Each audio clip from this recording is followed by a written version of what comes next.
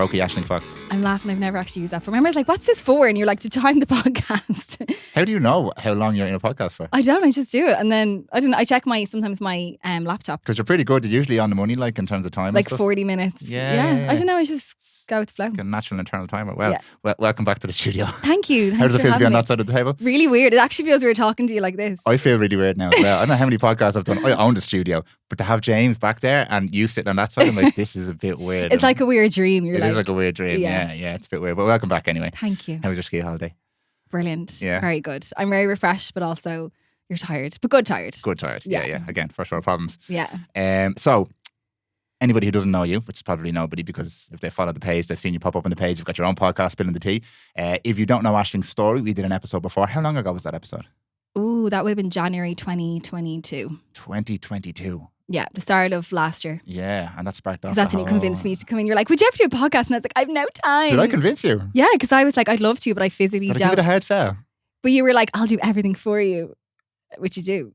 Okay. I just come in, record, and then I leave, and then I upload, and then that's it. It does work.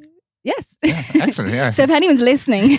We didn't plan this, by the way. Okay, so yeah, if you want to know Aisling's story, either check out your podcast or that was the episode James actually listened to. It was like the one episode that's not like all the other episodes. Your I've one of my career, my story, on my podcast. So if people want to get to know you, they can listen to that or our previous episode. Because what I'd like to do today is dive straight into the topic that we're going to discuss, which if you've clicked on this podcast, you already know it's fertility. So the reason I want to talk to you about this, twofold. One is because this is such a huge issue at the moment. I am very lucky it hasn't affected me. I have two beautiful kids, but I know so many people who are struggling at the moment to conceive or to have children. Most people are aware of this is an issue.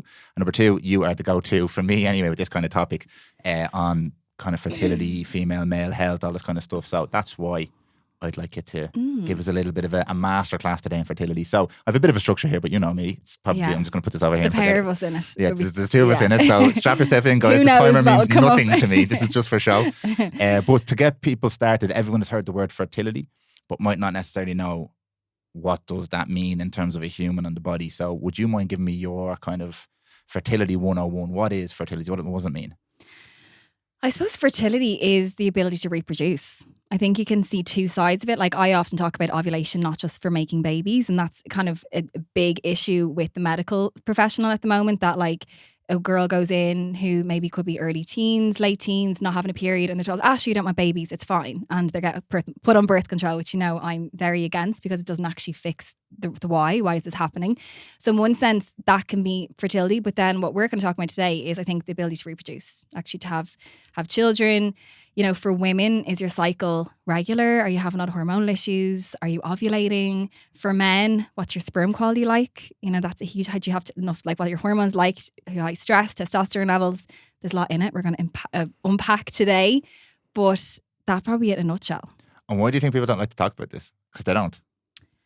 I suppose it's quite personal. Yeah. Isn't it? Like two ways. Number one, like Catholic Ireland. Yeah. Like the whole thing, hush, like don't be talking about sex. And it's only even, recently that like we're more open. We're talking about periods and talking about ovulation, talking about cervical mucus. And like, I didn't learn any of this in school. I'm learning it all the last year. And you learn it from my podcast. Dan is the most educated man in the whole of Ireland. So number one, there's kind of I think the real Catholic Ireland, like don't talk about sex, don't mention it and this kind of thing. And then the other side, it's quite a personal matter because everyone has their own journey, let's say, with fertility. So if you're sitting there with your friends over coffee and one girl was like, oh my God, I got pregnant. Yeah, we tried first time. There could be another girl being like, fuck, we've been trying for last 6. I'm like, yeah, I can curse on this, can't I? Fuck no, you can't curse on this podcast. I was like, someone else might be like, oh my God, we've been trying for the last 6 months. So it's quite personal. Yeah. Which is really sad because again, it's such an important topic. And the more that we would talk about it, it will help everyone. So I think doing like a podcast like this is so informative for people and will be so helpful for people. Like even in relation to miscarriage, like it's 1 in 4 miscarriage. 1 in 4. And to put it into perspective, I always think about this in terms of breast cancer. I think everyone knows someone who has breast cancer listening, whether it's a friend or a family member or an auntie or a colleague. That's 1 in 9. So Jesus, I didn't know that. Miscarriage is 1 in 4. Wow. Yeah. And I even think it could be even more than that because I don't know if we always report it. And what I would see quite common is women have things called chemical pregnancies, where you actually do conceive, let's say, when you have sex, ovulation, but implantation doesn't occur properly. So like the egg and the sperm meet and have a great time, but it's not healthy enough to actually carry on. Exactly. Yeah. So in those situations, you might be like a few days late. Like you might be like, oh, I think I'm pregnant, or even get a pregnancy positive test early on, and then you get your period. So is that a miscarriage? Is it not a miscarriage? Like that's kind of a bit of a grey area. But for me, like, you know, the conception did happen. It just didn't go on anymore. Yeah. You know? So I feel like to answer my own question a little bit as well, there's almost a shame attached sometimes. If a man feels like he's the problem or a woman feels like she's the problem, there's almost like I'm not a man now because I can't conceive, or I'm not a woman because I can't conceive. So there's that whole mess there as well. Oh yeah. It's very emotional for people. Yeah. You nicely segue to the next part of this conversation there. What, compared to 50 years ago, 100 years ago, whatever kind of data we have, why is this more common now? Is it because we're more aware of it, or are there other factors at play that are contributing to this being an issue now? And it's so topical now. Like 1 in 4 is crazy. Mad. Yeah. So one really interesting bit of information I've learned. So I'm doing a mentorship program at the moment with a woman called Sandra Greenbank, who's a fertility specialist based in the UK. Wow. And she takes on like 20 nutritionists a year. And we do modules and we do like weekly Zoom calls. It's not like a course, but it's a mentorship. So there's no exams and no assignments and that kind of thing. Okay. So as part of her course, I learned sperm quality from the 1970s to 2020 has decreased by, it used to be 100 and I think 5 milliliters per volume. Now it's 49. So 105 down to 49. Wow. It's literally cut in half in terms of sperm volume. So when you actually ejaculate, how much is in that sample, which is a huge issue because that's going to cut your chances in half of actually being able to get pregnant. And one thing that really drives me around the bend is like I have women come to me, they're thinking, I'm going to get back to your question in a second, by the way. No, but they're like, but they're like, oh, I want to get pregnant. And I had a woman yesterday, actually, she's been trying to get pregnant for 2 years. They're going for IVF now in May. And her husband's not taking any supplements. And when I say she's rattling with the amount of things that she's taken, and she's like, oh no, he's not really into that. And I'm just like, you can't not be into that. Like it's literally 50-50 at the start. So the reason why is lifestyle. Like in terms of sperm quality, it's poor nutrition, it's stress, it's exposure to toxins, whether that is from your environment or plastics or chemicals in food. That's huge. A really interesting study is on the electromagnetic waves. You hear this with your phone in your pocket? Mm-hmm. Yeah. So like put your phone in your back pocket, like for lads. I've heard actually conflicting data on that in terms of the type of radiation emitted by your phone. Yeah. Because they talk about the amount of radiation, but the type. Apparently, now I'm just putting this to you because you obviously have the information here that particular type of radiation is not as detrimental as we thought it was. But obviously, this is what I learned recently in this doing the mentorship program now, and I mean, like even if it doesn't, right? Just put your phone in your back pocket. Like, do you know what I mean? Like, would you take that risk? Yeah. Like, it's so put it in your pocket and in your jacket. Like, it's kind of something that why take that risk? And what the apparently electromagnetic waves do is they affect the DNA of the sperm. Yeah. So the head, the nucleus, the little guy, the head, that's what goes into the egg. The tail basically falls away, and it's that part that fertilizes the egg, and that's what gives most energy as well for the first 5 days. So what I always found really interesting when I learned this years ago was when you have sex, right, and the egg and the sperm meet and they love each other and they have a nice time, it takes between 7 to 10 days for the egg to actually implant. Wow. So it has to, so you conceive in the fallopian tube. Yeah. And it has to go all the way down into the uterus. And that takes energy. Like me driving to Galway with no petrol in my car, I'm not going to get very far. So that energy in those first couple of days, and then when conception actually does happen, implantation does happen, and the egg actually gets the uterus and gets nice and snuggly there in the uterus wall, it's really sperm quality in those first couple of days that's so important. So a lot of miscarriages, apparently it's 40% of miscarriages now, especially in the early days. So in the first, say, like 6 to 7 weeks, are got to do with poor sperm quality. So you've got volume, then you've got motility, and then you've got quality as well. Yeah, and you have thing called morphology as well. So like what it looks like. Okay. So volume is how much is in the sample. Yeah. Your motility is how it's swimming. So like I've seen sperm samples and they're swimming in circles.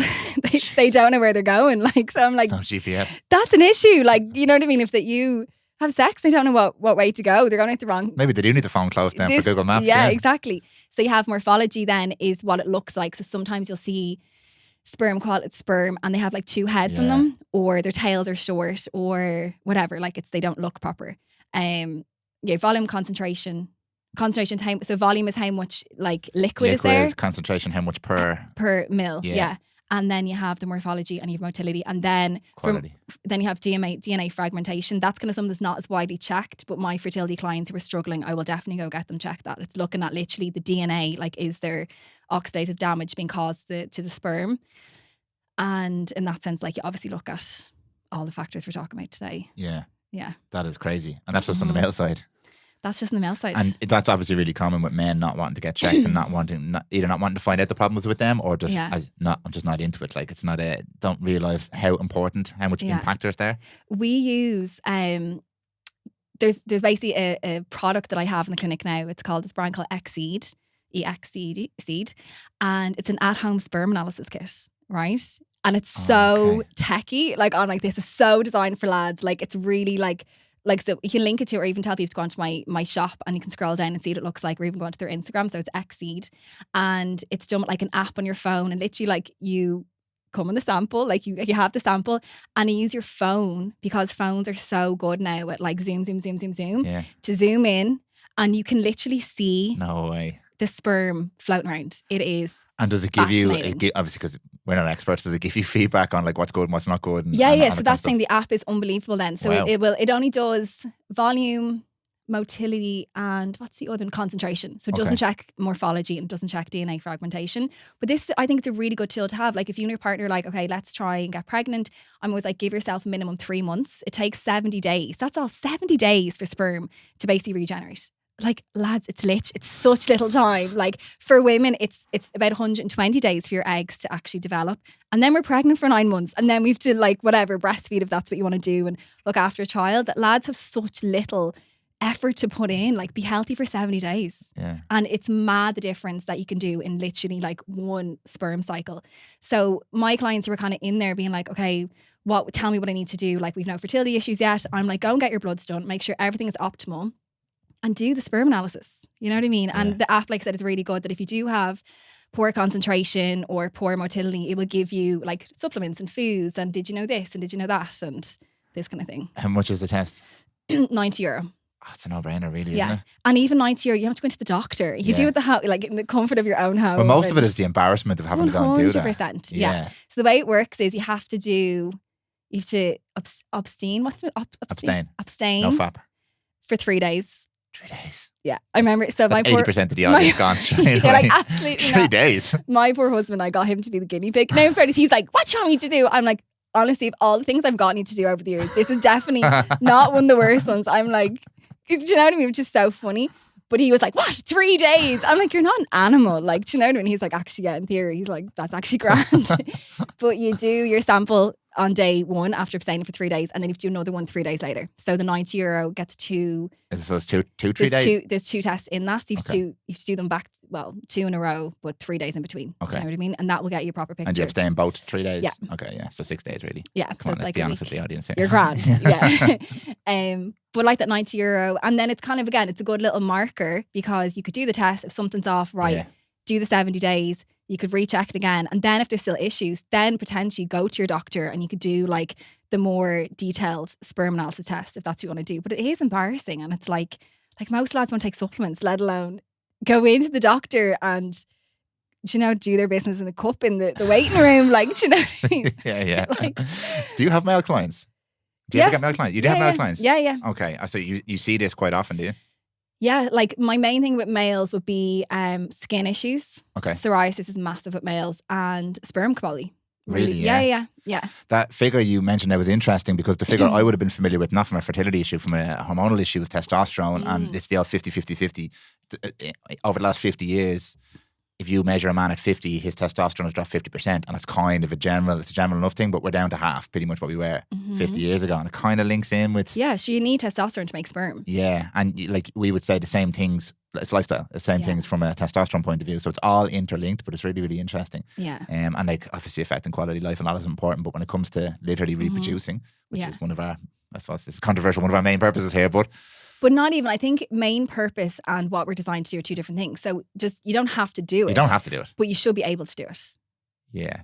Do you know what I mean? Yeah. So like if I have clients like, oh, I don't want to get pregnant, I'm like, but that doesn't matter. You still have no period. Why is that happening? So if a lad, like, even if he doesn't want to conceive, if his testosterone is low, he's going to have other issues. Like there's still 100%. something going on. Yeah. Do you know? In your estimation, maybe you have the data for this, maybe you don't. If you don't, your opinion, the amount of people who struggle because of lifestyle factors compared to the amount of people who might actually have medical issues wrong that are not directly related to lifestyle factors, is it mostly lifestyle at the moment? I don't know the answer to that question because even myself, like if we're going to have children, I'm terrified personally because I see all the worst case scenarios. So I'm going to have myself in a frenzy. So I don't think I'm the right person to ask for that because I'm seeing people who have been trying to get pregnant for the last 2 years and hasn't worked. Do you get me? Whereas the odd client comes to me and they just like, oh, we're thinking about trying this year. And I give them all the tools and say, right, get your other half to do this sperm analysis. And then I don't hear from them and they get pregnant. So I don't know if I can see the kind of the data properly. Do you know that way? If I was to ask you then, bigger picture opinion as a health practitioner, do you think that most of the health issues that we deal with nowadays are lifestyle related? 1,000,000%. Okay. Absolutely. Okay. Like obesity alone affects sperm quality. Yeah. Right? And so interesting. My mum sent a picture today of her and her sisters from the 1980s on Courtown Beach in Wexford.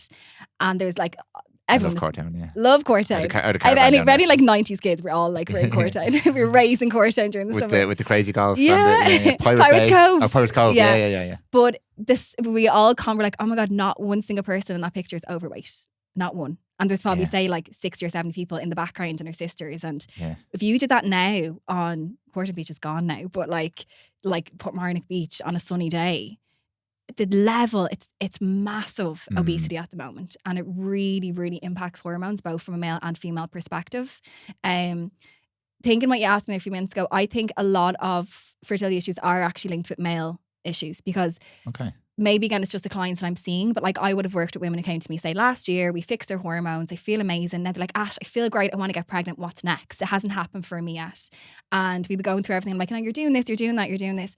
How's your other half? Oh yeah, no, he won't take supplements. Do you get me? That it's like, it's not equal. So it's really, really important to like address both sides of things. Why do you think he won't take supplements? What are the reasons you're getting? I know it's really I'll hard ask you that question. Why wants to take their supplements?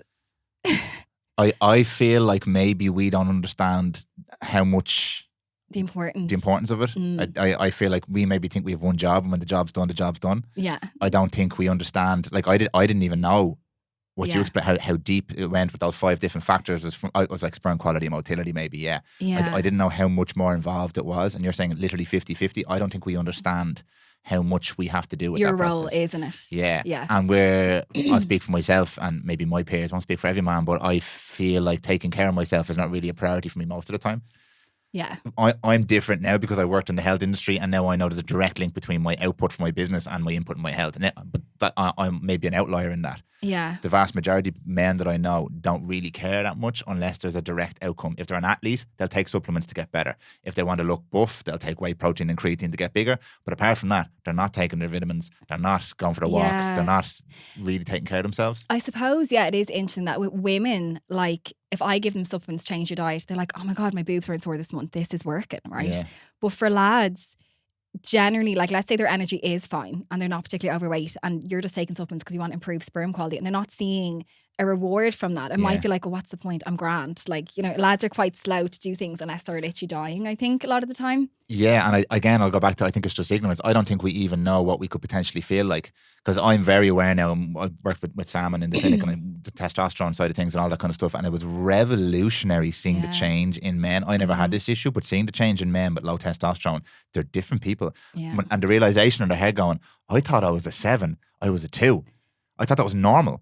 Yeah. But there's so much left on the table there, and I just don't think, men and women, but I speak for men, that we don't know how much is left there. So when it comes to like our involvement in fertility or like that, I just don't think we even know where we could be, because like testosterone, like that, just that vigor and that feeling of being alive and the motivation and all the things that go with it. We're just talking about testosterone here. We don't even realize what we're leaving on the table. Because maybe we felt like this for the last 20 years. This is just normal. Oh, it's insidious and slow. And now this is just how I am because I'm 35 and I'm just a bit tired all the time and I don't really feel like doing much and I don't take supplements. And then again, if I do take them, I'm not going to feel amazing tomorrow. Yeah. Yeah. And lots of people come back to me and they say, I didn't know this is what you're supposed to feel like. that they didn't know your sleep could be that better, or you're, you know, you have more motivation in the gym, or you actually weren't falling asleep at 3 o'clock in work, or you didn't need 3 cups of coffee to get you through the day, or whatever it is. The biggest one, I've heard you say this maybe a million times, the biggest one that you keep coming back to though is coffee. No, okay. sex drive and libido for women with birth control. Yeah. And you tell the story so many times, it's imprinted on my brain because it's so important that women go on contraceptive to not get pregnant and then don't want to have sex anymore. Yeah. And that just becomes the normal then. They just think, oh, maybe I'm not into it. Maybe I just have low, maybe this is who I am. Yeah. And it's madness. Yeah. The quality of life that's gone. And this thing that your libido is often just thrown into sex, right? But I would say libido is your zest for life. Like in Chinese men, it's called your jing. Like your jing. Your jing. Yeah. So your jing is like your get up and go. It's your motivation. It's your mojo. Exactly. 100%. And like what you've said there, even about birth control, and you asked me earlier on, like what's caused these fertility issues. I often say that like our generation, so like 90s babies, people are putting birth control. I'm 88. Okay, well, you know, you're a millennial, right? The millennials, right? I put you in this Thanks one as for well. including me. Millennials, right? We're the generation that were putting birth control to fix hormonal issues. Yeah. And now we're the generation that have fertility issues. Yeah. Because it was never addressed. We're gonna dive deep into this one here. Okay, so I just want to wrap up. That was the men's side of things. The women's side of things we're going to get into now because this is really where you're so proficient. So talk to me about hormonal birth control because again, I hear you talking about this all the time, and it terrifies me, to be honest with you. When I hear the thing, I knew some of this, and I thought I was aware, and the depth you go into with this, it's actually crazy. Yeah, I think there's two ways to think about it. In one sense, like power to the people, it's amazing we have it. You don't get pregnant. It's a great tool to prevent pregnancy. But you need to know the risk factors that go along with it. And that's something that's not taught to us. When we go in, like the reason it works is it stops you ovulating. So you don't release an egg at ovulation, so you can't get pregnant. But ovulation also means you've made your hormones, and those hormones shape your energy, your mood, your sex drive. I feel like there's a massive increase with things like anxiety, with gut issues. You mentioned there low libido, like vaginal dryness, right? That is definitely not mentioned to you when you're going to the doctor. You're 17, you've just had sex. They don't say to you, oh, by the way, this might cause vaginal dryness. Now imagine that same girl with her boyfriend, their first night away, and she's like, what the hell is going on? Like the emotional aspect that would have or impact that would have on someone. Like this is why it's so important to understand these things. And my other issue with birth control is it's used as a tool to fix, inverted commas, fix issues. Yeah, so I have clients who are told like, oh, the pill will fix PCOS, right? I'm not getting a period, the pill will fix it. And what a lot of women didn't understand, and maybe still don't understand, is that the pill isn't, or a pill bleed isn't a real period. It's just a bleed. It's a side effect of being on birth control. Where I have clients come to me and they're like, oh, I had PCOS, but then the pill fixed it. And now they're 30 and like, yeah, I'd love to get pregnant. And I'm like, no, you had PCOS and then you switched off your hormones for 15 years and you haven't ovulated since. And they didn't know that. They weren't told that. So it's a lack of education around it that I think is disgraceful. And to be honest, I think a lot of doctors actually don't realise it either themselves. I don't think they understand the impact of birth control on women. Why?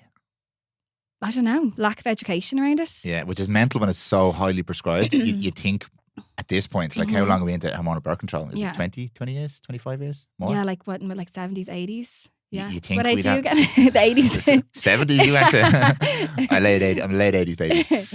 Yeah, it is madness when you consider how long it's been around and how much it's prescribed. Like everybody who's listening has either been prescribed or knows someone who's been prescribed hormonal birth control for a non-contraceptive related issue. Yeah. For skin, for something else. Yeah. So it's crazy that even now it's you, not the mainstream medical industry that's kind of prescribing the stuff. It's you that have to come on and talk about this and educate people. Absolutely mental. It's like, it's not my job.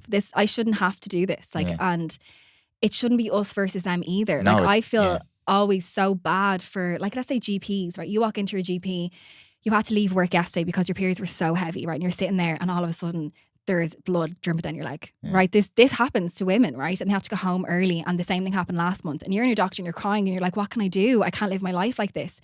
In their box of tricks, they have a drug that makes your periods lighter if you don't want to go on birth control, or they have birth control. What's the drug? It's called tranexamic acid. It just stops bleeding. Okay. And they don't know anything else. Yeah. They haven't learned about estrogen dominance. They haven't learned about low progesterone. They haven't learned about thyroid issues affecting your hormones. So it's like as if their hands are tied, and it's like they are so well trained. they're passionate about helping people. Like, you're not a doctor or a nurse or in the medical professional if you don't care about people. So I just feel so sorry for them that that's the position that they're put in.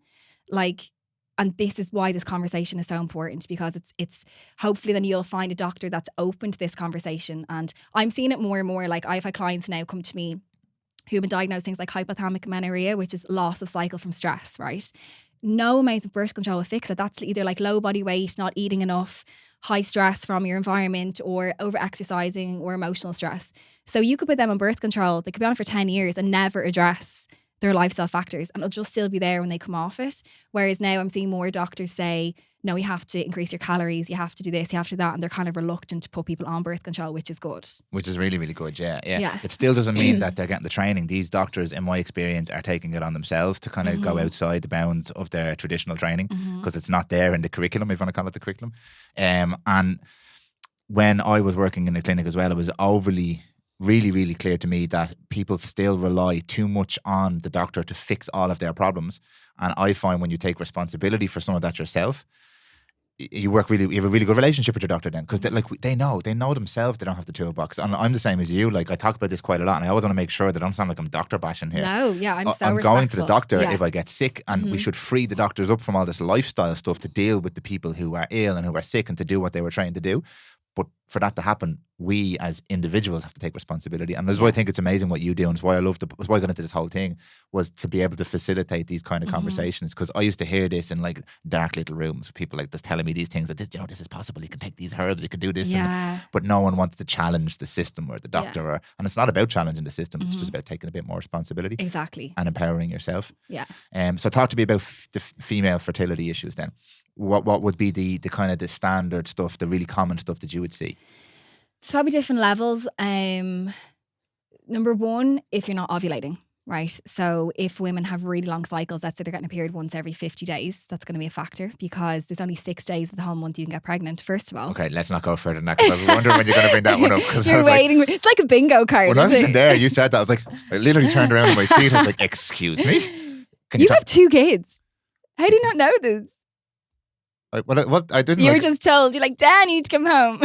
Yeah, this here's the job and here's the window. I didn't know why there was a window. Just went with the window. It just went with the window, man. Yeah, so it's really important. 6 days. Okay, so let's go slowly for people on this one, because this is like, what? And it's so important. Imagine you're trying to get pregnant and you don't know your fertile days. Yeah. I would say might as well be having sex at the lamppost. Like, that is how likely you are to get pregnant. So mention their irregular cycles. If your cycles are too long, you're going to miss that window. So basically the 6 days, your egg, when you ovulate, lives for about 24 hours. Okay. But sperm lives for 5 days. And that always freaks me out. I'm like, what are they doing? You keep saying that. What are they doing in there? Like they're having I'm always like, a party or something. So weird. So this is why sperm quality is quite important, because you want your sperm to be able to live for those 5 days. Like, oxidative stress and poor sperm health, they're not going to be able to survive. So knowing... Just a random question here. At the end of that 5 days, is that like the quality of the sperm that gets to the egg, is it going to be tired after all the partying and drinking it's been doing for the last 5 days? I actually don't know. I don't know the answer to that. I don't know why. I just thought if they're there for 5 days. I presume, though, that's how they're designed. I think that's the whole point, that if you have good quality sperm, they're designed to live for 5 days.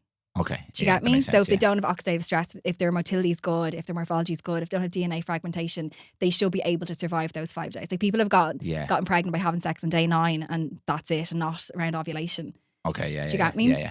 Yeah.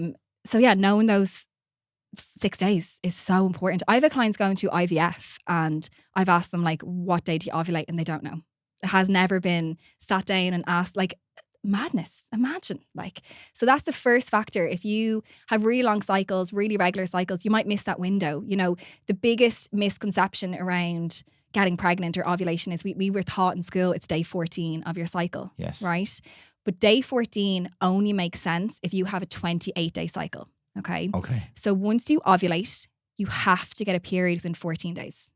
Okay. So that'll bring you to day 28. Yes. Yeah. Okay. But if you had a 40-day cycle, right, it means the first half of your cycle is too long. Okay. It means you're ovulating, what's this, day 26? Yes. Yeah. So you're ovulating day 26. So imagine you're having sex on day 9 to day 14 that month, right? Every single day. And you're like, fuck, I haven't got pregnant. But you're actually ovulating day 26. Yeah. Okay. And they never know. And even if you didn't have a really long cycle, if you didn't know your window, Mm-hmm. technically, now the chances would be mad, but technically you could be trying for years. Oh yeah, 100%. And there could be nothing wrong. You're just missing a window the whole Yeah, time. absolutely. that's Yeah. mad. So it's so important to know those fertile days. Really, Yeah. really important. So that's the first thing I would see with clients is make sure that they're ovulating every single month, because another thing that's kind of annoying with women is you can actually have a thing called an ovulatory cycle where you actually don't ovulate. So you get a period, but you haven't ovulated that month. So it's really misleading because you think like, oh, I had sex on day 14 and I had 28-day cycle and this And kind does of it mean thing. you're constantly not ovulating, or just that once? It could be a random thing. It depends on the person. Okay. It can really depend. So like this could be due to stress, sometimes a PCOS, like quite long cycles. If I see women and they have 40-day cycles, I'm like, chances are you didn't ovulate that month. Usually these periods are really heavy and really, really painful then as well. So I always mention they can get bloods done. Like there's ways to kind of track this and to kind of, understand if you are ovulating. The biggest thing I say to my clients is track your cervical mucus, and being a man, obviously you have no idea what we're talking about, but literally. Me, I do, because I listen to you talk about this all the Yeah, time. but you don't know. Like, don't know, it's not like yeah. you've seen it and you're like, oh yeah, that's what Ash is talking about. But it's literally looks like raw egg whites. It's that kind of clear, stringy, like kind of like, and I always say to women, like when you see it, you'll know it. Like it's either you see it or you don't. And once you see fertile mucus, it means you're going to ovulate within the next, like say 24 to 48 hours. Okay. And once you ovulate, you have to get a period within 14 days. You have to. When you say you have to, what do you mean? Because the second half of your cycle, once you ovulate, it can only be 14 days max. Okay. You understand? No. So go back to the day 14. Yeah. So if you ovulate go back to day 40, you ovulate in day 26. Yeah. And that second half, the luteal phase, so once you ovulate, the egg, the second half can only be 14 days long. Do you know what I mean by that? Why can it only be 14 days? Because that's how much it is. The corpus luteum, the egg dies, and the sac that it's in and the uterine lining can only last for 14 days. It never lasts longer than 14 days. It will days. never be longer than 14 days, ever. Okay, that's interesting. So that's the thing. If you have a really, really long cycle, it's always the first half of your cycle that's longer. That's the longer, because once you ovulate, it's only going to be 14 days. It's only be 14 days. And there's no way that deviates. Absolutely not. Okay, No. that's interesting. Now, it can be shorter. Okay. And that can be an issue in itself. Like ideally we want it to be minimum 10 days long. Like if you get your period like 5 days after ovulation, that's going to be too short. And that's going to be an issue in itself. But maximum 14 days. So with the fertile mucus, for any women listening, if you see mucus and you're like, is that what Ash was talking about? Make a little note in your phone of the day that it was. And then if you get a period then within say like 14 to 16 days, I say 16 days because you'll see that and you might ovulate 2 days later. Yes. Then you're like, oh, okay, I got my period. Yeah, that must have been fertile mucus then. It's a good way of kind of... Okay. And then if you can track that over 4 or 5 months and it's stable, you're like, okay. You know your days. I know my days. Yeah. I know my window. Okay. Yeah. And you mentioned that one of the other factors is body temperature is quite predictive. Yeah. I do listen. Yeah, you do. Yeah. I should give you a pop quiz. I should give you in my podcast and we do a pop quiz. Oh, I need a bit of study first. We were slagging when I was skiing last week. We were slagging the lads like doing pop quizzes, and we're like, how many ovaries do women have? Do you know the answer? 2. Yeah, well done. I thought that was a trick question for a second there. When the guys were like, 1, and we were all cracking up, being like, Was he serious? and then I was like to my husband, I was like, how many days a month can you get pregnant? He literally was sweating me like, Hold on, now, he doesn't know. I was like this, like he was like, you got it right, but he was like, I was so scared to answer in case it was wrong. That is hilarious. But he got it right. We actually don't get taught a lot of this stuff at all. But like we barely get taught it. So you definitely don't get taught it. Yeah. Like this 6 days, like what would you like turn your head and be like, what the hell? Like I learned that in a book. It's 5 or 6 years ago. And I remember literally putting it down and we're like, what? Jesus. The actual That's fuck. crazy. Right? Because I remember being in school, having sex the day before my period and literally sweating for 24 hours. I'm like, I'm pregnant. Oh my God, this is it. I'm done. Blah, blah. No. Like, and to have that knowledge to know, and even as a contraceptive, if you have sex after you've ovulated, you cannot get pregnant. Like for literally 14 days of the whole month, it's impossible. So I mentioned in one of my podcasts, there's 72 days of the year you can conceive out of 365. Which is mental because you think it's the other way around. So like it's so hard to get pregnant, and yet we're on birth control for 365 days of those a year. Yeah. So like you say, you haven't learned it. Like we didn't learn this in school. How much easier would our life have been if we had known these things? Ours is literally like you have sex, you will get pregnant and die. and die. Yeah. So I just want to do a little bit more on that natural cycles thing as well, because we'll talk a bit more about hormonal birth control, but while we're in this whole phase here, with how safe can you be if you're using natural cycles as a contraceptive? How safe are you? If you do it right, I think it's like a 99%. how much variance within, because we talked about a couple of things that could go wrong there that you might not necessarily catch. Yeah. So natural cycles is basically based on your body temperature. Okay. Right. And your body temperature fluctuates before you ovulate. It's got to do with the release of progesterone. And progesterone only gets released when you ovulate, basically. Okay. And your temperature will dip and then it will increase once you ovulate. And basically, I give it to a lot of my clients. It's a basal thermometer. You take your body temperature every single morning and they have a lovely app that goes with it. You log it an app on your phone. And tell them why they don't put the thermometer. You don't put it in your vagina. Someone did that before. And I was like, no, put it in your mouth and wash it and then put it in your mouth. People. Not in your vagina.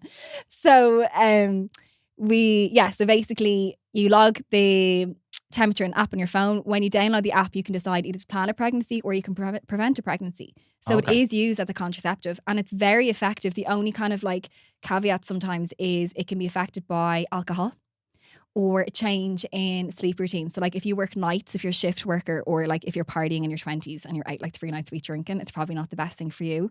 But if you're in a steady long-term relationship, you go to bed same time every night, you're boring, in your 30s like me, it'd be quite handy that. If it doesn't, you don't massively fluctuate in terms of your day to day. And it's, once you use it properly, it's as accurate as birth control as the pill is. Okay. Why does alcohol affect it? Because I think alcohol affects your body temperature. Oh, okay. Yeah. Okay, that's interesting. Yeah. So the app is called Natural Cycles? Mm-hmm. Okay. Yeah. Let's transition from that back onto hormonal birth control then. Mm-hmm. Tell me more about hormonal birth control and the effects it's having on people, because we just don't know. And like we said, it is one of these kind of catch-alls for most people. But you're seeing now, as you said, we were kind of the first generation that this was prescribed for pretty much everything. What are the downstream effects that we're really seeing now from being on birth control and then being on birth control for that period of time?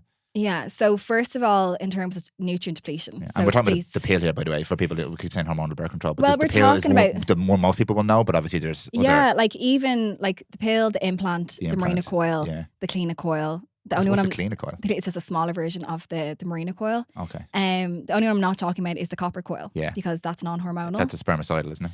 Yeah. Okay. Sperm does not like copper. No. There's also a copper rod in your cervix. Your body's going to be we are not getting pregnant. This is so weird. So with these, a lot of them, especially the oral birth controls, are going to impact your gut health, first of all. Okay. Right? And when we talk about gut health, your gut is for digestion and absorption of nutrients. It's for your mood, your happy hormones, and it's for your immune system. Yeah. So I see quite a lot of women who develop digestive issues over years and years and years of being on birth control. So any of my clients or anyone, I always preach saying you should be on probiotics if you're on birth control.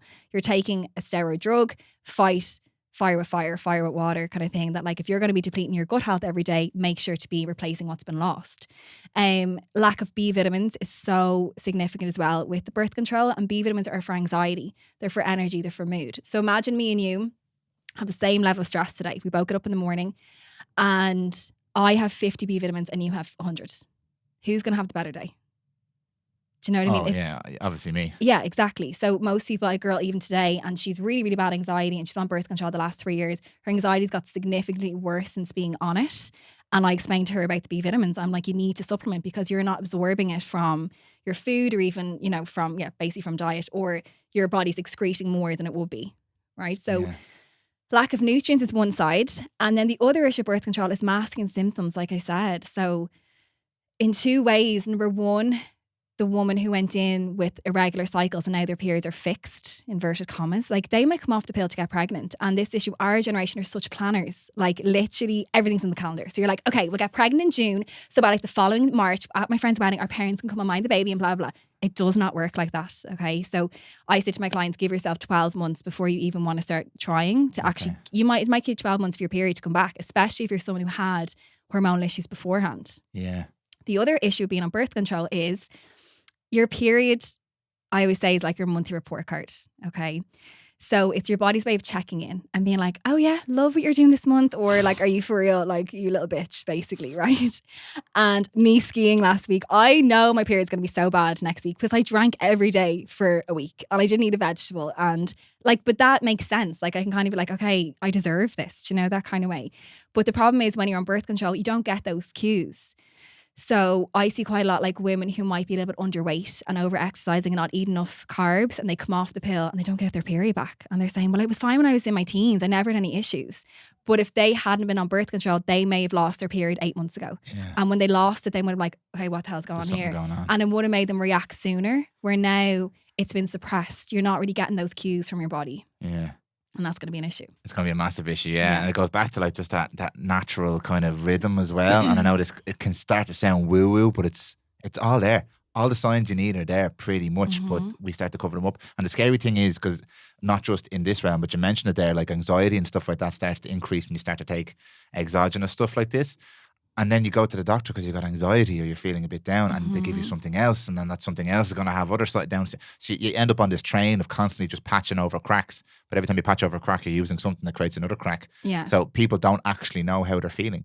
Yeah. They don't know what the hell is going on because Yeah. they're on so many different things now. And most times, as we said earlier on, it comes back to lifestyle. But they'll never know that because when you go to your doctor, the doctor's not there to manage your lifestyle. Yeah. They're there to treat the symptom. And the symptom is anxiety now. And it really freaks me out sometimes because so many people struggle now with their heads and their minds, and anxiety and depression is thrown around a lot. And I don't have any data to support this, but just my experience working in a clinic for like 12 years, most of it wasn't clinical depression, or it was lifestyle. Absolutely. Even gut health. So 80%, your serotonin, the happy hormone. Now we know depression is not low serotonin. We've come a long way, since that was discovered, inverted commas, years ago. But even still, serotonin is that happy hormone. It's a precursor for a lot of other hormones. And 80% of that is made in the gut. 80%. 80%. It's not made in your head. So things that impact gut health. I have a whole episode on this with Jess on my own podcast. Things like environmental toxins, stress, lack of fiber. Like some people just don't eat vegetables. Yeah. I have clients, no, I don't like any. I'm like, any? Like, you don't like any of them? No, sorry. Like, which sometimes I'm like, you're coming to a nutritionist. What do you want me to do here? Like, where else could you get your fiber if you weren't a vegetable head? It's very difficult. It's difficult, yeah. You could take like psyllium husks, like, or like flax seeds, or like, what's it called? That oat stuff, like oat bran, like you take it as that kind of thing, but like it's a bit gross, and it's a bit like, it's like taking a laxative, like it's like it completely defeats the purpose. And fiber feeds your gut health. It's not just by pooing. Like a lot of people have loads of digestive issues, don't go to the toilet every day. Like a lot of my clients don't realize they're constipated because they've been like that forever. They're like, oh no, I go twice a week, and I'm like, yeah, you're constipated. I'm like, no, that's just normal for me. And I'm like, yeah, you're constipated, which is really important even for hormones. So like that's a huge part of it is poor gut health and like that link. So imagine you go into your doctor, and again, not against antidepressants. People are alive because of antidepressants. But if you go in, you've really poor digestive issues, or really poor, gut issues or gut health, and you're prescribed further medication, it's just a vicious cycle. Yeah. It's going to make you worse in the long run. Check their vitamin D levels. What's their B12 like? Is their thyroid imbalanced? What's their diet like? Are they getting sun? Are they doing exercise? Like these are all, like we talk about, lifestyle medicine is so much more important than giving one drug that's probably not going to do anything. Long term. Yeah. It's so interesting because like we're talking about female fertility here, and we haven't really mentioned like anything female related here. It's hormonal birth control and gut health so far. Yeah. So like this should be starting to ring bells for people. Like they're in a lot, I won't say all cases because that's not correct, but in a lot of cases there's not some fundamental issue with you as a person or as a woman or as a man. There are loads of contributing factors here. Just like if you walked in with obesity or diabetes or anything, it's probably the 90% of other stuff, not the 10% of symptom that we're looking at here. What else would kind of stand out for you with female fertility after hormonal birth control, gut health? So lack of progesterone. So when you ovulate, which you've talked about now, everyone knows now, tracking the cervical mucus, you make a hormone called progesterone, and you only make it if you ovulate. And this is not the same as progest. Absolutely not the same as progestin. So people might be like, oh, I'm on progesterone only birth control. That's brilliant. I'm covered. This drives me mental because doctors say, oh, give you progesterone only. And progesterone only would be things like the mini pill and the Mirena coil and the Cleana coil, right? The implant is another one. But it's actually called progestin. It's a very, very different drug. It looks more like testosterone in the body. The only similarity with that and progesterone is it lightens your bleed. So progesterone, our amazing hormone, I always say if I could bottle it and wear it as perfume, I would. It makes you feel calm. So for anyone who suffers with anxiety before your period, you probably don't have enough progesterone. It lightens your period. It's a natural painkiller. Like I'm like stunning. Like how amazing is your body? Like yes, cramping is normal. That's how your body gets rid of your shed, uterine lining. And we have these natural signals, natural painkillers there to help that process. And progesterone maintains pregnancy. Okay. For the first 12 weeks especially. Okay. So if I have a client come to me and they've had horrific periods their whole life, they have sore boobs, they've acne, they've migraines, they get spotting a few days before their cycle, and now they're trying to get pregnant and it's not happening for them, right? They're being chronically low in progesterone because they've all the symptoms of low progesterone from struggling with PMS, and now they're going to have fertility issues. Yeah. And the main thing that really affects progesterone is actually stress. So it's really hard. It's really difficult as a woman to manage your progesterone because we live mad lives, like, and it's emotional stress. You might even be like, okay, I'm not going to drink any more coffee. And this thing, like I've mentioned on my own podcast, caffeine, like people are drinking 3 cups of coffee a day and 4 cups of tea and a can of Diet Coke. And they're thinking it's like, that's okay. Where that is triggering stress every single time that you have it. And that's not even looking at your day. Like, what was your day like? Yeah. You know, high intensity workouts can be stressful on the body. Environmental factors, like we mentioned, like toxins from plastics and from things like, as women, like we love our fake tan, we love our perfumes. All these things can impact your hormone detoxification, which can impact your poor progesterone. So this is really, really, really important. And a classic sign as well of low progesterone, I mentioned there a second, it was actually spotting.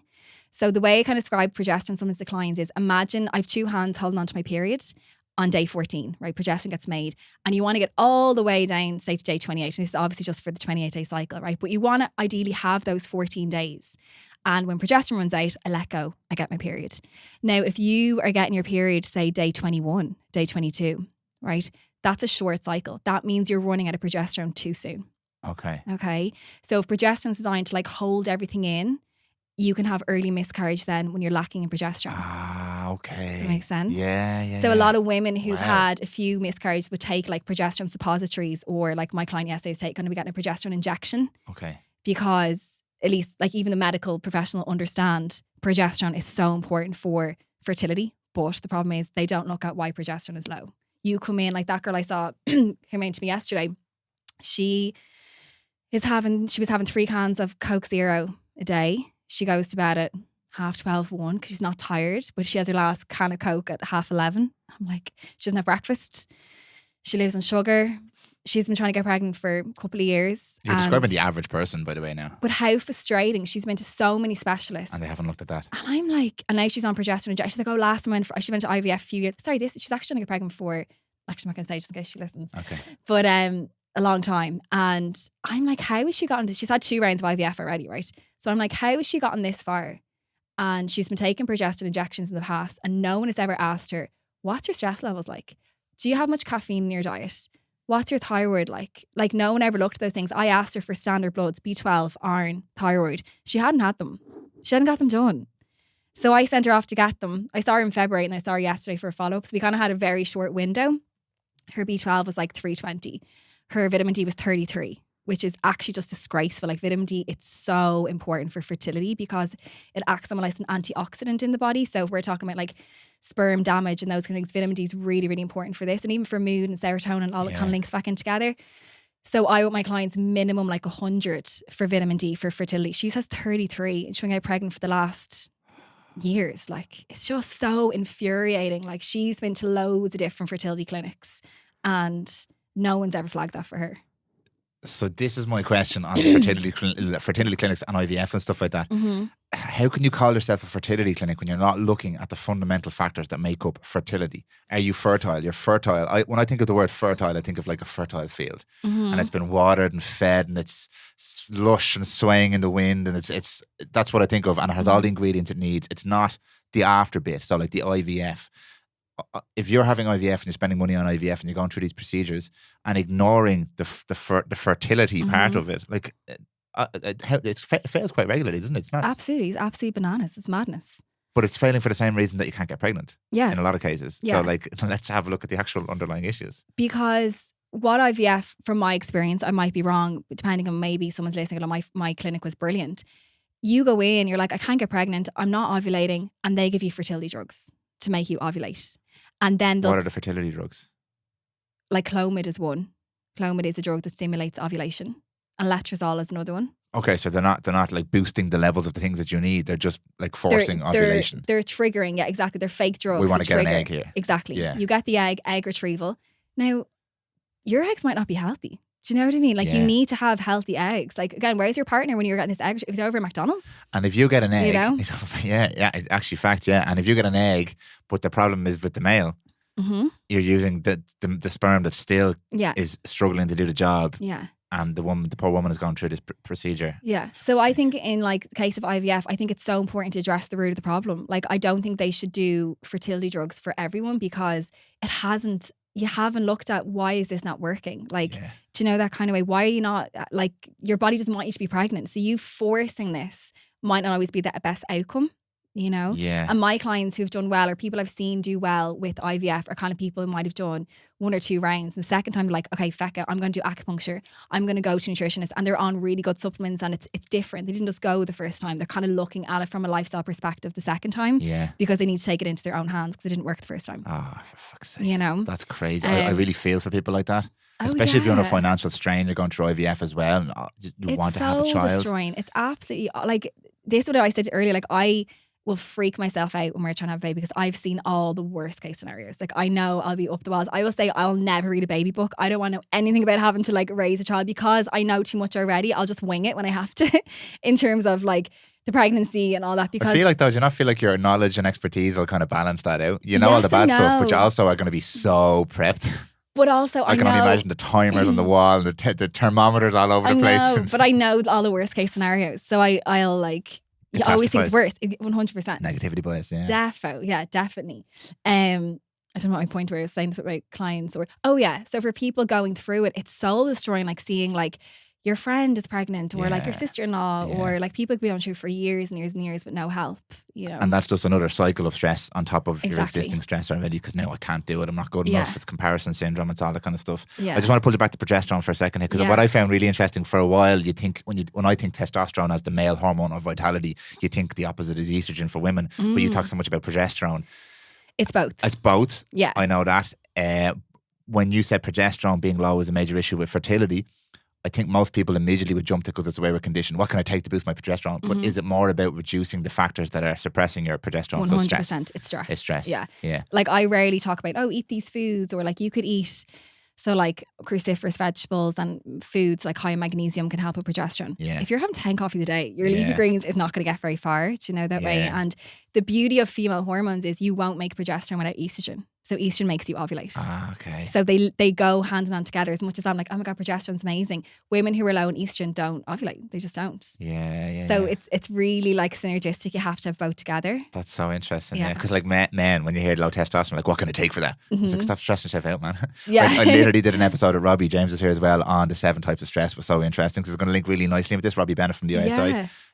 Like 7 types. 7. I'm not going to remember them now, but there was environmental, physical, religious is a massive stress. Financial stress is a huge stress. James, do you remember the other 2 or 3? Ooh, there was chemical stress. Chemical stress, that's 5. Good man. Religious belief. Yeah, there was 7 anyway. Interesting. But you probably see that most people don't even realize that these things are stresses. Physical stress, exercise. And like he was obviously talking about what you describe this all the time. Like you have a mad stressful day, so you go for a run. Your body's like, the fuck? Yeah, exactly. I'm stressed to the fuck, and we're going running here. Yeah, and I always say you feel better because you didn't die. You feel better because you didn't die, or you're literally just distracting yourself. You're in so much pain now. You're distracting yourself from all the other stress. Yeah. And like we spoke about cortisol and sleep cycles and all that shit is all over the place from most people. That was the stuff I saw all the time. I wasn't directly dealing with clients, so I got to sit back and just see the common trends in everybody. Everyone sleeps like shit. Everyone's completely addicted to their phones, blue light at night time, caffeine just rules the world, absolutely rules the world because their cortisol is on the floor in the morning. Testosterone is low, progesterone, estrogen's low, so we need more energy. So what do? More coffee. Diets are terrible. Nowadays, a lot of drugs, drink, all that kind of stuff. Like just this mass stress from your job, stress from your relationship. Your relationship is under strain now because of financial stress and fertility stress. Now you can't have a baby. Now there's that elephant in the room with the relationship that causes more stress. So sometimes I just didn't think about it. I'm like, holy, what are people supposed to do here? I know. Go speak to Ashley Fox. Yeah, but it is draining. This is the thing. You kind of just have to like control what you can control. Start with the basics. Because if you look at everything, it just becomes impossible. When I was trying to be a nutritionist, I came on one day and I was like, let's get a takeaway. We're doomed anyway. You know, I was like, there's actually no point. Nothing matters. Like I was like, it was the weekend we did like all the environmental stresses from our food and our toxins and our pet. And I was just like, what's the point in trying? It's actually impossible. Like I was like, feck it. But obviously that's not the way to think about it. It's just doing your best with it. I feel like that's the point. We talked about this before. We thought, like, I'm drinking a plastic here now. I usually don't, but we talked about this before with all this. I know, Blackmail me. It's about managing the stuff you can manage that still allows you live the life you want to live and achieve the things you want to achieve. So, for example, if having a baby is a priority to you, there are certain things you can do, and there'll be some sacrifices you'll have to make, and there'll be some responsibility you have to take. You have to ruin your life for it. If you want to eat healthy, if you want to, for men, get stronger, pack on muscle in the gym or whatever, lose weight or whatever it is, it's just 5% here, 1% there, 2% there. But if you don't look at any of it, you're fucked. Yeah. You're never going to achieve any of the things you possibly want to achieve. And like we're talking about obviously fertility now, but it goes for anything. Yeah. Like even work and relationships and all that. If you don't have that energy and that vitality and that drive, you're not going to want to do anything. And then you look at all these things that we just spoke about, then you get completely overwhelmed. Yeah. So like the kind of last bit of this whole puzzle to put it all together is, where do people start? Where do you start with people? You said the basics there. Like, what are the basics for people that you start with? I know it kind of depends, situational, but like there's probably kind of the non-negotiables. I say look at your house for your household toxins. We talk about this. So I think this is actually one of the biggest differences between us now and our grandparents. Say whatever that was, the 1970s, right? That original like sperm analysis study, that chemicals are everywhere, right? So like your dishwasher, your washing, your what's it called, washing machine, you're spraying your kitchen counter, you have like chemicals from drinking from plastic bottles every day, you have deodorants, you have like perfumes, women, you wear fake tan and makeup, and start reducing your toxic load basically, because this is a huge factor. If your body's working on getting rid of these artificial hormones, are called xenoestrogens, and they can really cause havoc in the body, your own hormone detoxification isn't going to be the main thing. So this is really important. So just simple things: glass bottle instead of plastic, glass lunch boxes instead of plastic lunch boxes. Don't reheat your food in the microwave in plastic. Get rid of your plastic cooking utensils, like non-stick pans and like air fryers. I remember, like, I love my air fryer, right? But you're going to upset a lot of people. I know. I actually read it on TikTok. So again, so much hate. I know. So again, like me, like with college a couple of years ago, and I just was like, I'm going to ignore all of that right now. I just saw this thing on Instagram with the air fryer, and I was like, I'm just going to swipe. I'm just going to ignore. Oh shit! Because the tray is plastic. So the biggest problem with plastic, it's heating plastic. Yeah. This is the issue. You literally have I was literally going to buy an air fryer. But like what I've done since that is I do it all on like paper, like parchment paper.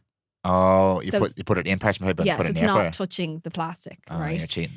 So plastic utensils, like people are like, yeah, I have like my eco-friendly dishwashing tablets and my kitchen spray and whatever. And then you're cooking your hot curry with your plastic spatula. Yeah. So use like wooden spoons, use silicone products instead. So that's they're easy swaps you can do straight away. And no non-stick pans, no Teflon. But like, did you ever see Dark Water? Did you ever see that movie? No. Oh, who's the actor? Is it the actor who plays the Hulk? Who plays the Hulk? Can't remember.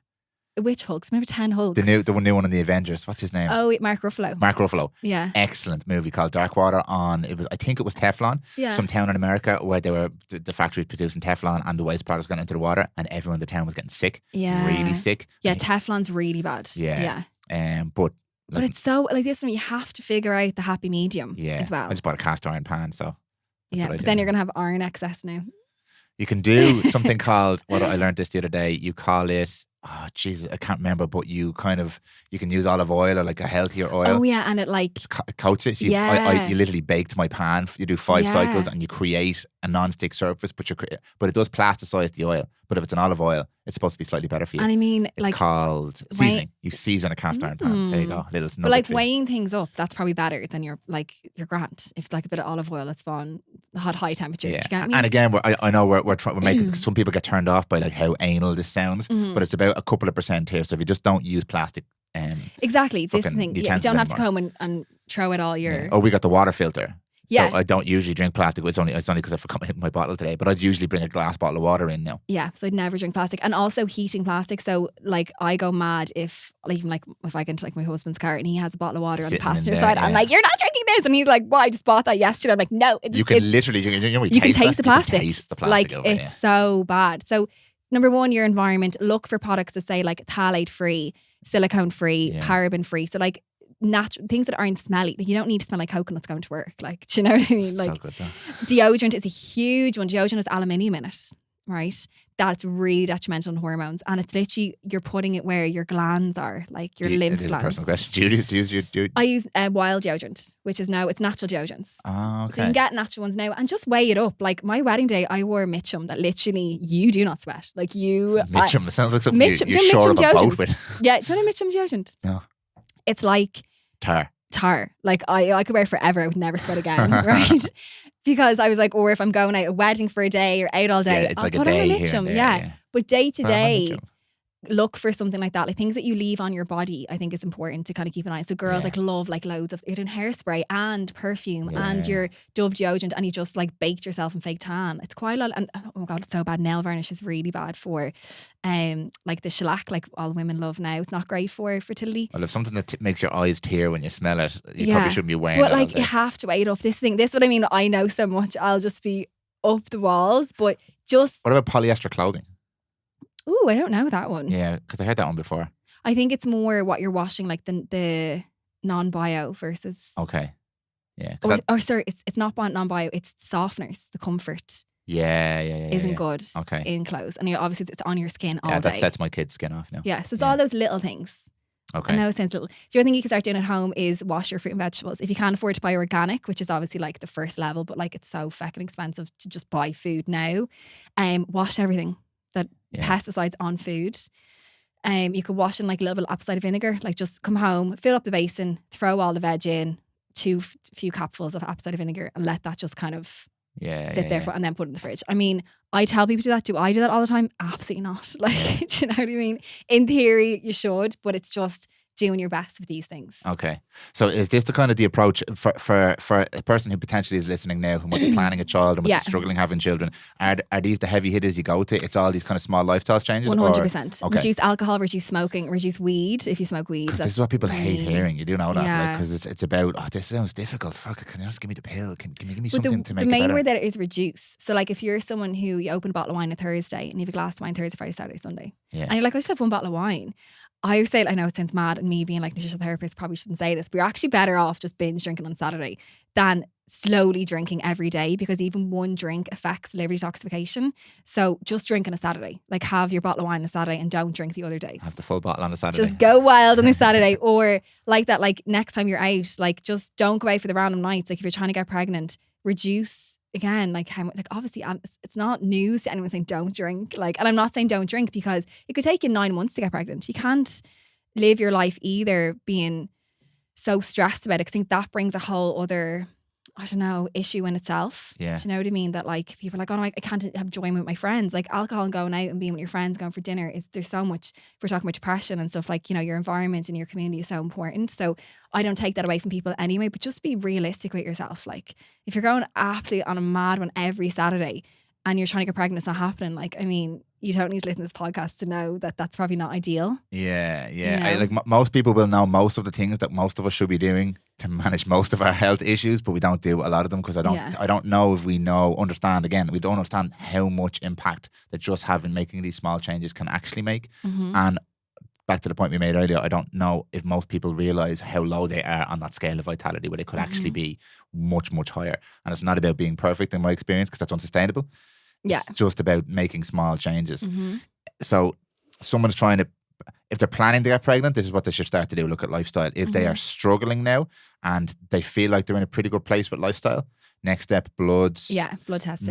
But like, again, I will always try and impress this on people. When you go to your GP and ask for bloods, that's not what they're doing.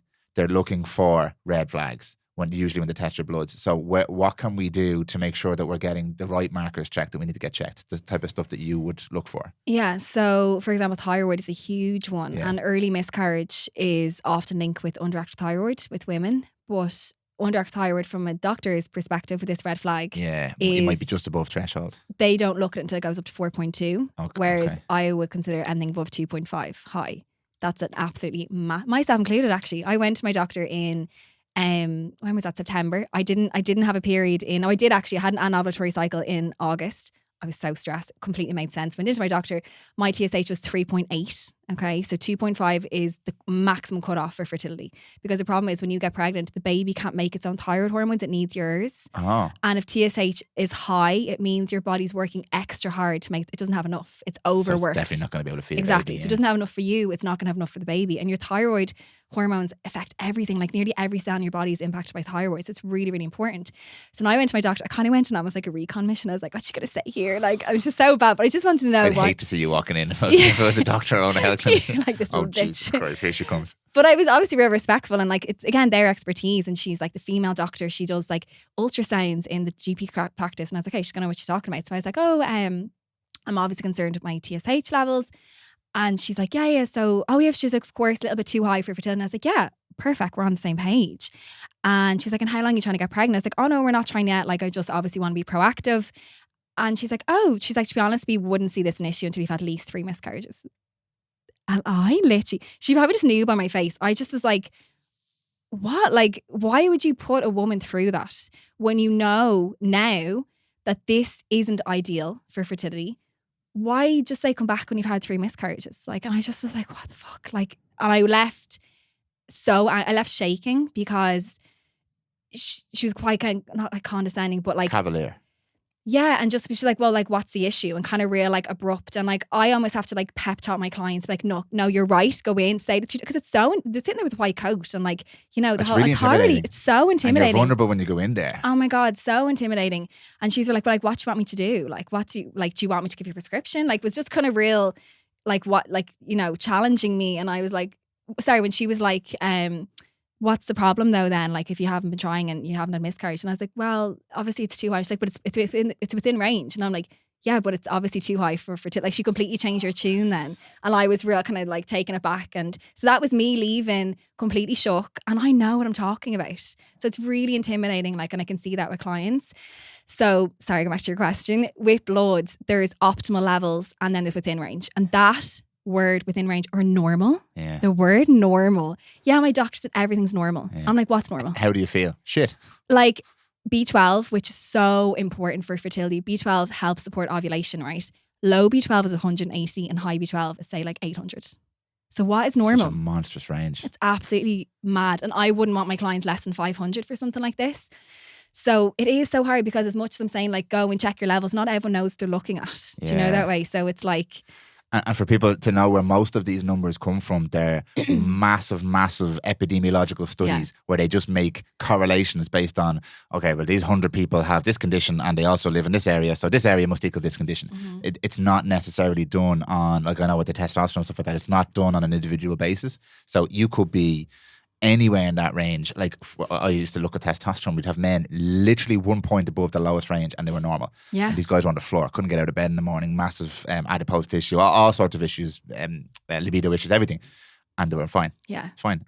So they never query it. They'd never ever go back and query their testosterone ever again because the doctor said it was normal. Yeah. And they tested them once and then next year it could be below range, but never. It's madness. I always say it's like as if you're falling off a mountain and they wait for you to hit the bottom before they do anything. But I'm like, we could just catch you now. Yeah. Like, before or this stop happens. you jumping in the first place. Yeah. Like it's but again, going back to it, it's not their fault because they're not trained that way. They're like, they look at their bloods, nothing is in bold. Yeah, everything's normal. Yeah. They're not trained. They're trained to look at red flags. They know what to give when things are deficient, not in between. They don't know lifestyle medicine. If a man was like, I'm a little bit borderline now, what would you recommend? Yeah. They wouldn't know. Or they do know, but the system doesn't allow, even their own system, like they have to see a certain amount of people a day just to run their practices. Yeah. They're bound by insurance and all, there's all sorts of mad stuff in the back. So even if they do know, they can't spend 45 minutes with you talking about your lifestyle factors and your stress. And then they're getting into an area they know they have no expertise in. So they know you should be looking at your lifestyle. They don't know anything about nutrition. They don't know anything about stress management. They don't know anything about any of that. So they kind of just have to,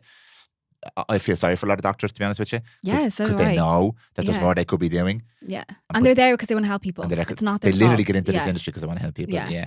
Okay, so we're looking for our bloods. So blood supplements are also really important. You shouldn't need supplements, but also the level we live our lives. Thank God we have supplements. Yeah. Absolutely. So I put all my clients on a really good quality prenatal for men and women. Because literally men takes 50-50 omega-3 fish oils. Like no one eats salmon, fish, mackerel, sardines. People literally think I'm going to die if I say eat salmon. So we have really, really good quality omegas now. Vitamin D, like I mentioned earlier, is so important. So they're like my 3 standards. Your vitamin D, your really good quality prenatal and your omega-3. And most of this stuff, you could be talking about anything here really to take these supplements. Like we need this for most stuff in our life. Yeah, absolutely. Not just fertility. Yeah. Okay, so we have our supplements then, and then is there an escalation then if we talked about all the lifestyle stuff, what's the other stuff? It probably makes up a small percentage. Once all the lifestyle stuff is taken care of, what are the other things that people could potentially be struggling with? Something you said that actually reminded me of that a really sad endometriosis is another issue where doctors tend to say, are you trying to have a baby? No. Well, you're fine then. Yeah. And like, I spoke to Sarah Maloney on this podcast. I was nearly in tears after that, just listening to her story, like what she had to go through, but wasn't treated in any way humanely because she wasn't trying to have a baby. Or more, they tell you if you want, you're trying to have a baby, or if you get pregnant, a lot of people feel better afterwards. Yeah. So that's the solution for my agonizing. I'll just have a baby. Pain. Like, it's absolutely mad. So then I suppose I would see a lot of people in these circumstances where they actually have hormonal issues. So if I'm seeing someone with PCOS, which is high testosterone levels, we work on lowering testosterone. If I see someone with endometriosis, we work on reducing inflammation. If I see someone with really, really heavy periods or really, really light periods, it's actually quite common because you have to remember the egg will nuzzle in there to the uterine lining. So if that's too thin, that can cause miscarriage in itself, or you're not going to get pregnant. Hypothalamic amenorrhea if they're not ovulating. So that all is very individual based, and obviously, like, I'm a herbalist, so I would use a lot of herbal medicine for this. Herb, everyone knows ashwagandha. I'm sure a lot of people listening have heard it. It's real popular. I think PTs kind of got the handle on it. Now they all give it. Ashwagandha is known as the male libido herb. Is it? Yeah. How does that work? It's just meant to increase libido for men. Now, I give for women as well, but in Ayurveda medicine, it's ashwagandha for men, and it's a herb called, what's it called in English? I remember in Latin, it's called Asparagus racemosa. Shavatari. Oh, Shavatari okay. Yeah, so that's like the female libido tonic. And that's interesting because ashwagandha you associate with like down-regulating everything and being calmer. And but it supports adrenals, so it's really good for high cortisol levels. Okay. So it's indirectly going to help with testosterone and libido because it's going to help manage. It's adaptogenic herb. So I would give for women and men, but it's meant to be like the men libido tonic. Do you have to be careful taking that on a continuous basis? Ashwagandha you can take if you're on L-troxin, so any, like, if people are on something for like underactive thyroid, but for most people it is safe to take. On a continuous basis? Yeah. Oh, okay. That's very interesting. Okay. And then we've other herbs. There's amazing herbs for sperm quality. Like, there's actually one called horny goatweed. Of course. And in the Latin name it's called epimidium. So your epimetheus, or is that what it's called? Epididymis. Epididymis. Yeah, which is your, obviously, like the sciencey name. Yeah, the squirrely bits. Yeah. Yeah. So that's meant to be really good for helping sperm quality. And we have saw palmetto. I'm sure you know saw palmetto. Yeah. Which literally... That's quite common in the testosterone world as well, yeah. Testosterone, exactly. We actually increase testosterone levels. And urtica, we mentioned nettle earlier before we came on. Yeah. Okay. Nettle really good as well for your sperm quality. You so the lads out now in the hedges chewing literally on eating their nettle. Where's that horny goatweed? Yeah. And think about, like, goats, like, riding each other in the field. Like, do you know what I mean? Like, goats are horny. James, make sure you clip that now. This would be like the talking point of the episode. Have you seen goats riding in a field? That could be you. Yeah, that could be you, yeah. Okay, so basically what you're saying here, there are many, many routes that don't involve extreme intervention from a medical or surgical or IVF. Yeah. There's lots of stops before you get to the station. Essentially, loads of different avenues you can take it, and most of them, unfortunately, as people keep hearing on this podcast, are lifestyle based. You have to take responsibility. It's about managing the stress. It's about empowering yourself and gaining. Like, this is why I love about what you do and the way you've structured your podcast. And if I want to learn about progesterone, there's an episode on progesterone. If I have acne, there's an episode on acne. If I want to know about hormonal birth control, there's an episode on hormonal birth control. And you deliver it in a very, very relatable way, which is not intimidating. And I think that's it's massively important, because we just described the situation when you go to the doctor, you're vulnerable, you're probably not taking in much information, they're not giving you much information, the power's taken out of your hands, you feel disempowered, and you feel like this is just me now. And then that just adds to the stress. And it's the reason I'm trying to paint this picture is because probably a lot of women specifically listening that are going through this right now and feel completely hopeless and helpless. Maybe I'll never have a child. Yeah. And it leads me to my last question, which is not necessarily a scientific question. It's more on your opinion on a trend like and I've completely lost the word I was looking for there. It's not sociological or cultural, but looking at women and men are having children later now. Oh, yeah. Yeah. That's obviously an issue. What's a geriatric mother? What's the age? 35. 35. You're a geriatric mother at 35. So I'll probably be a geriatric mother. Yeah. At some point, like. What are the complications or what are the difficulties? So decreased egg quality as you get older. Okay. I actually read the other day a paper about sperm quality starts to decline when you're 33. Okay. Now, it's not that you're still good to go. I think you can actually continue to have babies till you're 70, but it's from 33. 70? 70, yeah. Who wants a baby at 70? I don't know. Like George Clooney, I think. Oh, he did have a baby. Yeah. Sorry, he's just so hot. I just got so distracted there. I was like, I love him so much. I lost you for a sec there. You Your eyes actually- kind of rolled up in the I back of your head. You're like, Love him so much. He's like, do you know, like when you go back to your youth? was there a thing there for a while that he was gay? Was that a thing? No, never. Not Okay, George. Not my Georgie. Sorry. I know he has a wife. Doesn't he have a wife? Or does he? Yeah, Kamal. She's like, Yeah. Anyway, sorry, this is such a side on. I got completely Massive distracted. sidetrack, What was the question again? I can't remember what the question was. James, do you remember what the question What was was? the question? Oh, sorry. Trying to Women get are pregnant. geriatric pregnancy. Sorry, Jerry. So Yeah. males, up until 70, they can have babies. Women have an increased risk of things like gestational diabetes, Yeah. high blood pressure, other kind of birth issues because Yes. your egg quality isn't as good. Okay. Any of my clients above 35, I recommend a supplement called coenzyme Q10. Oh, CoQ10. yeah. So do you ever take, like, it's really popular in kind of like the kind of fitness world Is because it classed in the antioxidant kind of? antioxidant, and Yeah. it's literally an energy carrier. So, Yeah. like, one of the ways it works is it brings energy to the heart, but actually brings energy to every single cell in your body. Yes. So it's really, really important for like egg and sperm quality. So any of my clients going through IVF or a little bit older, I always put them on CoQ10 because it just Okay. kind of gives you that. That's what starts to decline as you get older, like with aging. But yeah, it's definitely a fact. Like, my mum had babies when she was 21. Like, it is really, and I think as well, going back to birth control, women come off the pill at 30 to get pregnant, and then takes them 3 or 4 years. So this is why I'm really interested in this, right? So taking aside decisions for women to have babies later and all that kind of stuff, whatever way you want to have the conversation about that, there's a massive decline in birth rates now. And I've just been reading a bit about this lately. We discussed it the last day you were in. Not because women don't want to have children, but because they're miscalculating Yeah. this buffer that could potentially be there when you come off hormonal birth control or when you start trying, whatever those reasons are.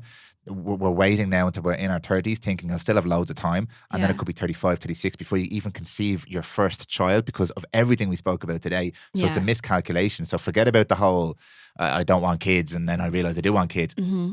Vast majority of women still aren't like that, but miscalculate now because this has never happened before. Like you said, Yeah. the age you used to be 16 having a kid, and then Yeah. my parents were 21 or 22 when they had me. Yeah. Now we're 30. I was 30. Jill was 29 when we had our first child. Mhm. And now we were the first of our friends to have children. Most of my Yeah. friends are 34, 35.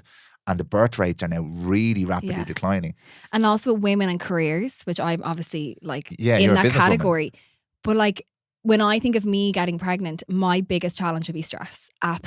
Hands down, that is the biggest thing I have to work on, and I can't help it. I run a business. When I look at my calendar, Stress, why? because I'm just so busy, and it's when I say stress, it doesn't mean I'm at home in the evening being like I'm up the walls. I absolutely love my job, but I'm so high in demand. I have to show up for when I look at my calendar and all of my meetings blocked in. Yeah. I have to be to all those meetings. Like, even talking to my husband before he left, he's like, I've a meeting, but I don't need to be honest, to be grand. Like, and he's sitting there scrolling TikTok while he's on the meeting. I don't have the opportunity to do that with anything. I have to be at everything, which is amazing. But that would be my challenge. And I think for a lot of women who have worked really hard on their careers, they have that similar challenge. It's a really high pressure lifestyle that they live, which obviously mentioned progesterone, everything else that goes along with that. I think that's also contributing towards not being able to get pregnant or the fertility issues with it. So do you think, because this is a really difficult conversation for me to have because I'm not a woman, do you think that the education around that messaging needs to be more important now? Because obviously I'm all about equality and all that kind of stuff. But a lot of women don't seem to understand that if you go down this pathway, there are other consequences to that, because one is obviously stress and health, but you potentially are pushing this window out and you're putting yourself at risk. Absolutely. We don't talk about it because that's not pro. It's like you're putting pressure on them then to get back in the house and have the kids. Yeah. It's not what I'm saying at all. But Yeah. I don't think there's enough conversation around that this is a potential side effect. So a lot of my clients come to me now for egg freezing. I've actually a girl coming in a couple of weeks' time to record an episode on this. Okay. And I have a good few people who got egg freezing for their 30th from their parents because Really? they don't have babies anytime soon. And your 30-year-old eggs are going to be better than your 35-year-old eggs. And then they'll go through IVF or IUI then to actually get pregnant with that. And if you have a 30-year-old egg, but you're a 37-year-old woman, your body then still has to go through the rigors of pregnancy, and you're older then. Can that affect, even if the egg is a slightly higher quality, because the ability of you to carry the baby and for of course, you still want to be healthy, absolutely. But the egg quality is a massive part of that as well. Okay. Especially those first couple. of weeks. Yeah, Do you know what I mean? It's yeah, really, yeah. really important. Okay, that's fascinating. Yeah. That is fascinating. Okay, I don't want to keep it too much longer because again, I said to you, if I make this 2 hours, no one's going to listen, and I want people to listen to this because it's really, really important. Is there anything I've missed there? Have I missed a question? Is there something you want to add to that you feel is really important for this conversation? Because this is what you are on the front line with this. Yeah. I would say that you are probably maybe not you personally, but you and your peers in this area are the best that we have at this at the moment. Thank you. 100%. Because like we've talked about like IVF and doctors not have their place. Yeah. But this is where it's going to happen. This is the re-education, the empowerment of women and stuff like that. And men, sorry, because we fucking need to step up here as well. Yeah. Have I missed anything in this realm? I think last kind of thing to leave you with is try not to get too stressed out about it, because as much as there's this huge focus and conversation, and there's also, as women, like I remember reading once, scrolling Instagram, and someone was like, your 2-week window, right?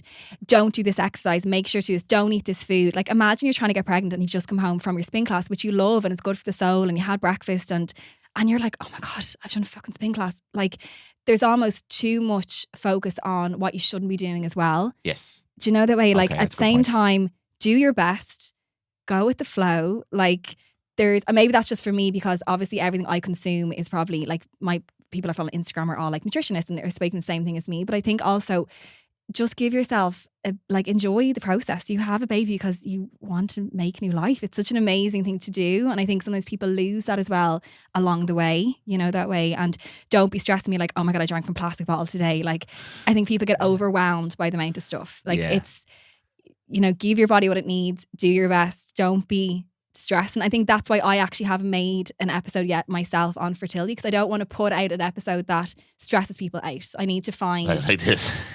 No, but this is probably a good conversation. I want to make it and also this, the very first thing I'll say in my episode is this conversation, because even me as someone who hasn't had a child, I read stuff and I'm like, oh my God, I'm not doing that, but I'm doing loads of other things right. And it's just, there's too much information out there and it become really overwhelming. So just do your best. For most people, that's enough. And then there will be this minority then who need to go and look into things further. And you can come see me and I'll help you. But it's like, for most people, just get the basics right first. Yeah. 100%. Yeah. There's 2 elements to that, because you're dead right. It's a great point to make. There's so much information out there. I love it because I feel empowered by it. But I'm not in a position where I'm like, we have 2 kids. I'm not in a position where I'm getting freaked out by all this. I like to learn more and more and more because I feel it helps. But then I look at some people sometimes when I'm talking and they're like either freaked or completely glazed over. I'm like, oh, this is way too much. Yeah. It's normal to me. I sit here listening to you talk about cervical mucus all the time. It's normal to me. You mentioned that in any other like dinner party, people are like, the fuck did she They just literally say? think I'm mad. Yeah. And then the second thing is, isn't it so funny that when people stop thinking about all this stuff, that all of a sudden they get pregnant? We've been trying to get pregnant for two years. A lot of people have IVF get pregnant afterwards. Get pregnant after, when they've given up, not given up hope, but stopped obsessing over it, because that's just another form of stress. And it's so much easier said than done. There's nothing worse than saying to someone who can't get pregnant, just don't stress about it. Like it's so condescending. But just for the general population, maybe someone listening, they're like, oh, like me and my partner are going to start trying now. Like, just do your best. Like, just get your supplements, get the basics right. I'll probably have a podcast episode in the next couple of weeks. You can listen to that. Listen to that, definitely. And try not and enjoy the process. Yeah, literally. Like, again, that's just a good lesson for life. Just enjoy the process. Yeah. Relax a little bit, breathe. Yeah. Have a glass of wine. Have a glass of wine with your horny goats. With your horny goat weed. Yeah. Like, I actually tell my clients sometimes, I'm like, get absolutely locked and have sex with ovulation and have fun. That's my prescription sometimes. For people who are so like, you need to get home, like this kind of thing. I'm like, you're losing the enjoyment of it. Because there's actually, and not to get too spiritual or woo about this as well, that level of connection with your partner and enjoying the process and like making love as opposed to just like, oh, we have to do this now. That's a massive part of it as well, because you have that sense of connection with your partner, that sense of security, a sense of that's going to affect the baby. And because I'm not going to touch on this now, but like how you feel affects that growing fetus as well. Yeah. So all of this is important. Oh yeah, bang on. Have your and wine, also I heard process. once, now again, this is so not science-based and don't quote me, but I remember I'm all reading about bro science here. Come on. Reading that a lot of women have, again, please don't quote me, I read this, it's like, but a lot of women have miscarriage in their second baby because their first, I'm never done again, I'm done, that's it, I don't want another baby. And you're telling your body, no. And then you're saying, yeah, I'll get pregnant now. And your body's like, wait, you said no, you don't want this. Yeah. And it's that emotional aspect to go along with it. I'm like, that is fascinating to me. So interesting to me. Yeah, that is amazing. Yeah. Go learn more about that and then come back and talk to me about it. Yeah. Okay. We'll do a whole spiritual episode. We'll do a spiritual episode.